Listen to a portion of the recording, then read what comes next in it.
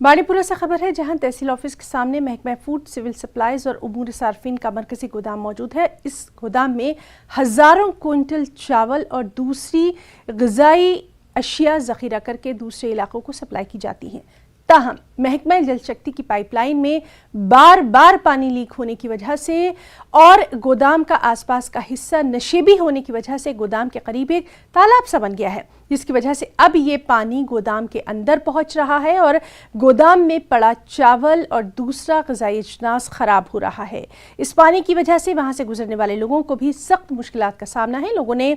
इंतज़ामिया से मुतालबा किया है कि गोदाम की अहमियत को ध्यान में रखकर इस रास्ते की भराई की जाए, ताकि चलने फिरने में आसानी के साथ साथ गोदाम में पड़े ग़िज़ाई अजनास की हिफाजत को भी यकीनी बनाया जा सके।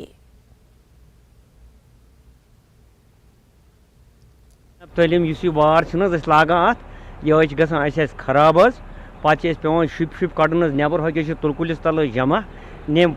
आब वजह अत यह स्रे पानस तक सुल सीट नान गसान दबस मज कर गुजारिश कि पन्निस अफसरस वन सह कर यमन सत फोन रबत अत कह गोर खोर गसान ये पीएच पाइप फुटम यह बार बार इथे कन कि क्विंटलस 8-10 सास पे त्रावन यह गसान अत तल वातान यह आब यह गसान तोमुल खराब ये पे सरसी डिस्ट्रिक्स पे डिस्ट्रीब्यूट कर तोमुल बे आम इंसानस गसान यप पकनस मज मुश्किलात तो यह रोजान इथे कन अत